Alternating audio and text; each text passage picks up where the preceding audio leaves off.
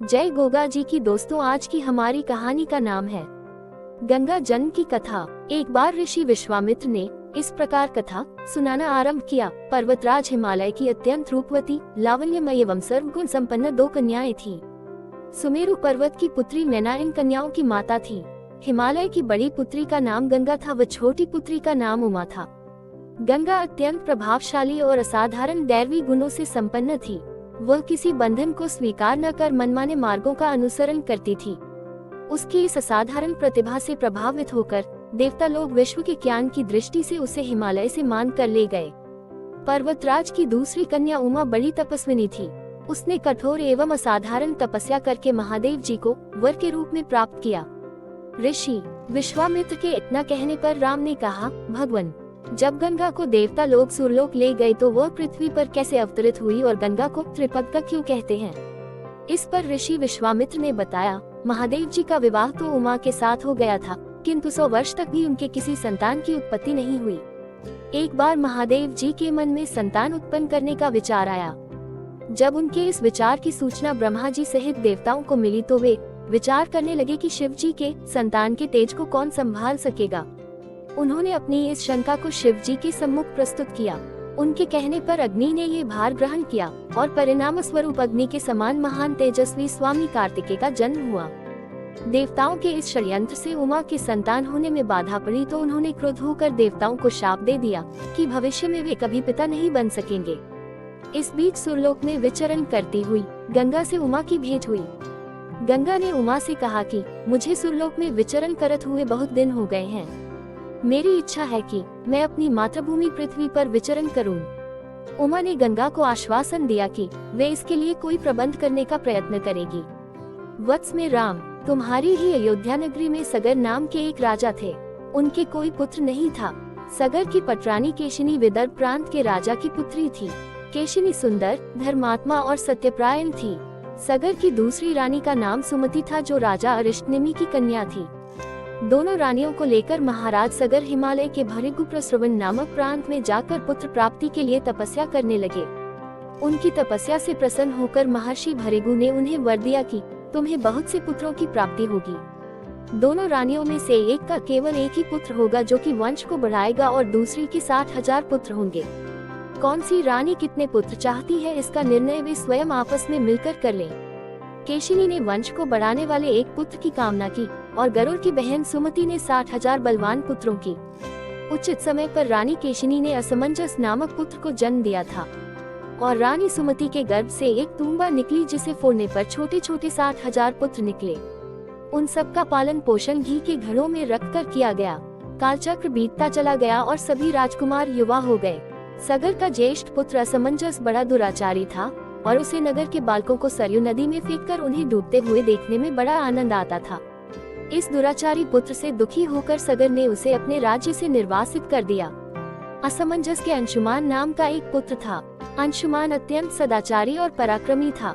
एक दिन राजा सगर के मन में अश्वमेध यज्ञ करवाने का विचार आया। शीघ्र ही उन्होंने अपने इस विचार को कार्य रूप में परिणत कर दिया। राम ने ऋषि विश्वामित्र से कहा, गुरुदेव, मेरी रुचि अपने पूर्वज सगर की यज्ञ गाथा को विस्तार पूर्वक सुनने में है, अतः कृपा करके इस वृतांत को पूरा पूरा सुनाइए। राम के इस तरह कहने पर ऋषि विश्वामित्र प्रसन्न होकर कहने लगे, राजा सगर ने हिमालय एवं विंध्याचल के बीच की हरी भरी भूमि पर एक विशाल यज्ञ मंडप का निर्माण करवाया। फिर अश्वमेध यज्ञ के लिए श्यामकर्ण घोड़ा छोड़कर उसकी रक्षा के लिए पराक्रमी अंशुमान को सेना के साथ उसके पीछे पीछे भेज दिया। यज्ञ की संभावित सफलता के परिणाम की आशंका से भयभीत होकर इंद्र ने एक राक्षस का रूप धारण करके उस घोड़े को चुरा लिया। घोड़े की चोरी की सूचना पाकर सगर ने अपने 60,000 पुत्रों को आदेश दिया कि घोड़ा चुराने वाले को पकड़कर या मारकर घोड़ा वापस लाओ। पूरी पृथ्वी में खोजने पर भी जब घोड़ा नहीं मिला तो इस आशंका से कि किसी ने घोड़े को तहखाने में न छुपा रखा हो, सगर के पुत्रों ने संपूर्ण पृथ्वी को खोदना आरंभ कर दिया। उनके इस कार्य से असंख्य भूमितल निवासी प्राणी मारे गए। खोदते खोदते वे पाताल तक जा पहुँचे। उनके इस नृशंस कृत्य की देवताओं ने ब्रह्मा जी से शिकायत की तो ब्रह्मा जी ने कहा कि ये राजकुमार क्रोध एवं मद में अंधे होकर ऐसा कर रहे हैं। पृथ्वी की रक्षा कर दायित्व कपिल पर है, इसलिए वे इस विषय में कुछ न कुछ अवश्य करेंगे। पूरी पृथ्वी को खोदने के बाद भी जब घोड़ा और उसको चुराने वाला चोर नहीं मिला तो निराश होकर राजकुमारों ने इसकी सूचना अपने पिता को दी। रुष्ट होकर सगर ने आदेश दिया कि घोड़े को पाताल में जाकर ढूंढो। पाताल में घोड़े को खोजते खोजते वे सनातन वसुदेव कपिल के आश्रम में पहुंच गए। उन्होंने देखा कपिलदेव आंखें बंद किए बैठे हैं और उन्हीं के पास यज्ञ का वह घोड़ा बंधा हुआ है। उन्होंने कपिल मुनि को घोड़े का चोर समझकर उनके लिए अनेक दुर्वचन कहे और उन्हें मारने के लिए दौड़े। सगर के इन कुकृत्यों से कपिल मुनि की समाधि भंग हो गई। उन्होंने क्रोध होकर सगर के उन सब पुत्रों को भस्म कर दिया। जब महाराज सगर को बहुत दिनों तक अपने पुत्रों की सूचना नहीं मिली तो उन्होंने अपने तेजस्वी पौत्र अंशुमान को अपने पुत्रों तथा घोड़े का पता लगाने के लिए आदेश दिया। वीर अंशुमान शस्त्रास्त्रों से सुसज्जित होकर उसी मार्ग से पाताल की ओर चल पड़ा जिसे उसके चाचाओं ने बनाया था। मार्ग में जो भी पूजनीय ऋषि मुनि मिले उनका यथोचित सम्मान करके अपने लक्ष्य के विषय में पूछता हुआ उस स्थान तक पहुंच गया जहां पर उसके चाचाओं के भस्मीभूत शरीरों की राख पड़ी थी और पास ही यज्ञ का घोड़ा चल रहा था। अपने चाचाओं के भस्मीभूत शरीरों को देखकर उसे बहुत दुख हुआ। उसने उनका तर्पण करने के लिए जलाशय की खोज की, किंतु उसे कहीं जलाशय दिखाई नहीं पड़ा। तभी उसकी दृष्टि अपने चाचाओं के मामा गरुड़ पर पड़ी। उन्हें सादर प्रणाम करके अंशुमान ने पूछा कि बाबा जी, मैं इनका तर्पण करना चाहता हूँ। पास में यदि कोई सरोवर हो तो कृपा करके उसका पता बताइए। यदि आप इनकी मृत्यु के विषय में कुछ जानते हैं तो वह भी मुझे बताने की कृपा करें। गरुड़ जी ने बताया कि किस प्रकार उसके चाचाओं ने कपिल मुनि के साथ उद्दंड व्यवहार किया था, जिसके कारण कपिल मुनि ने उन सबको भस्म कर दिया। इसके पश्चात गरुड़ जी ने अंशुमान से कहा कि ये सब अलौकिक शक्ति वाले दिव्य पुरुष के द्वारा भस्म किए गए हैं, अतः लौकिक जल से तर्पण करने से इनका उद्धार नहीं होगा। केवल हिमालय की ज्येष्ठ पुत्री गंगा के जल से ही तर्पण करने पर इनका उद्धार संभव है।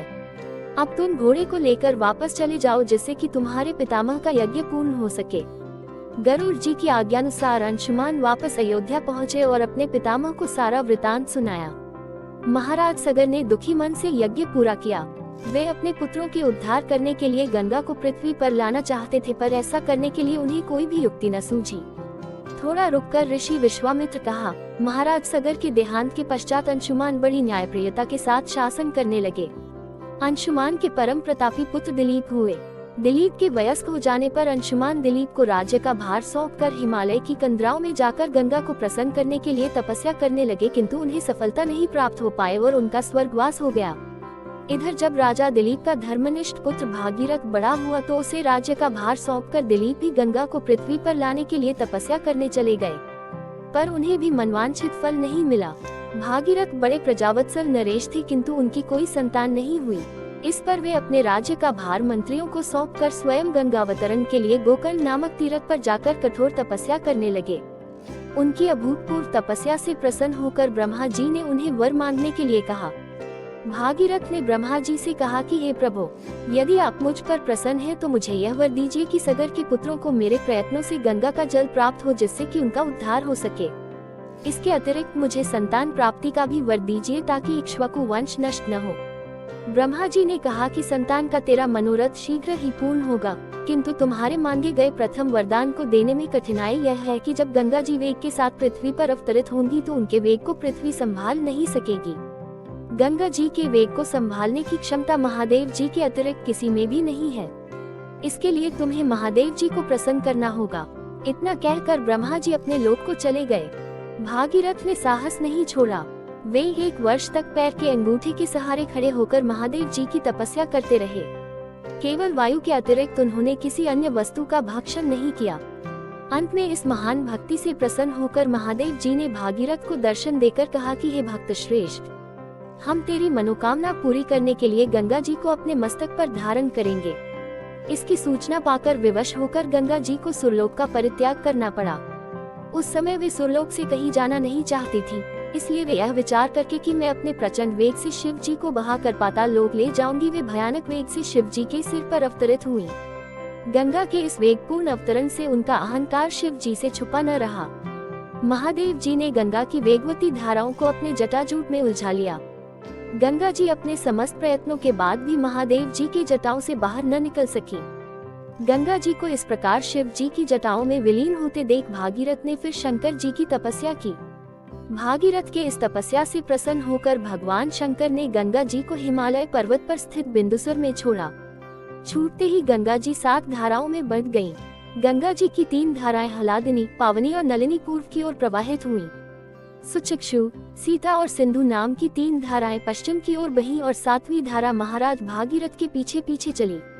जिधर जिधर भागीरथ जाते थे उधर उधर ही गंगा जी जाती थी। स्थान स्थान पर देव, यक्ष, किन्नर, ऋषि मुनि आदि उनके स्वागत के लिए एकत्रित हो रहे थे। जो भी उस जल का स्पर्श करता था भव बाधाओं से मुक्त हो जाता था। चलते चलते गंगा जी उस स्थान पर पहुंची जहां ऋषि जहनु यज्ञ कर रहे थे। गंगा जी अपने वेग से उनके यज्ञशाला को संपूर्ण सामग्री के साथ बहाकर ले जाने लगी। इससे ऋषि को बहुत क्रोध आया और उन्होंने क्रुद्ध होकर गंगा का सारा जल पी लिया। ये देखकर समस्त ऋषि मुनियों को बड़ा विस्मय हुआ और वे गंगा जी को मुक्त करने के लिए उनकी स्तुति करने लगे। उनकी स्तुति से प्रसन्न होकर जहनु ऋषि ने गंगा जी को अपने कानों से निकाल दिया और उन्हें अपनी पुत्री के रूप में स्वीकार कर लिया। तब से गंगा जाह्नवी कहलाने लगी। इसके पश्चात वे भागीरथ के पीछे चलते चलते समुद्र तक पहुंच गईं और वहां से सगर के पुत्रों का उद्धार करने के लिए रसातल में चली गईं। उनके जल के स्पर्श से भस्मीभूत हुए सगर के पुत्र निष्पाप होकर स्वर्ग गए। उस दिन से गंगा के 3 नाम हुए, त्रिपद्गा, जाह्नवी और भागीरथी। अगर हमारी वीडियो अच्छी लगी हो तो चैनल को सब्सक्राइब जरूर करें। धन्यवाद।